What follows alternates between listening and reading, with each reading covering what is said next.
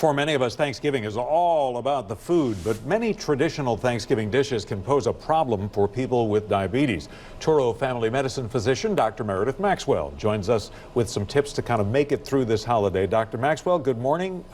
Good morning. You know, what's your plan going into this? How do you, there's so much in front of you. Well, I think you have to have a game plan. You have to know what everybody's bringing and then what you can bring. I think the idea is planning ahead what you're going to do, and eating breakfast that morning is going to be really important so you don't go in starving. Bringing some dishes they're healthy by adding vegetables and reducing fats and sugars is a good idea, especially if you're not hosting. I think that knowing the game plan is half the battle. And don't socialize around a table and just snack. I think that is the biggest thing that you can do wrong. Oh, easier said than done, because that's the thing. There's just so much there. I do know that whether you have diabetes or whether you're part of the general population, I know people who are pretty strict dieters or lifestyle people throughout the whole year, and this is their day, and they just let it go.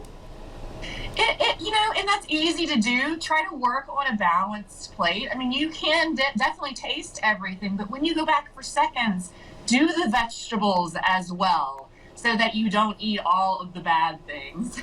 Well, that's a great point. Just in general terms, unless you load it down with some salad dressing that's just ridiculous, and you may as well be eating a Snickers bar.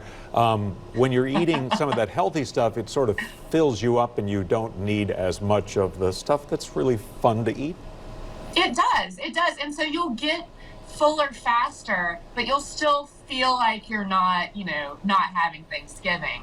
Extra activity that day can definitely help.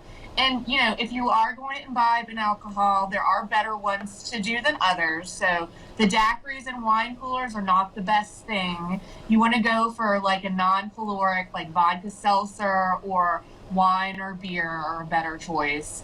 And then a good balance. I think everything is about planning, bringing what you can, and then eating those vegetables. I think that's a really good way to fill yourself up. I don't like lecturing people on television, especially when I'm a violator. I know you always preach water, water, water. I should drink more of it than I do, but that really can go a long way just in a general sense throughout the day in filling you up. It really can. I feel like people can get confused whether they're hungry or whether they're thirsty. So I think that's a really good point. And I don't think I know 75% of people that don't drink enough water. So that is always a good choice. And drinking water in between your alcoholic beverages can help as well. Well, and yet I know people who are really good about drinking water, and they say they struggled with it in the beginning, and then you just get to a point where you've got to have water. It's like that's right. Have to have and the masks are very hard because you have to take off the mask and then drink the water. So I feel like people are tending towards more dehydrative side lately. So we really have to be more cognizant and plan, or else you'll go hog wild. Gotcha.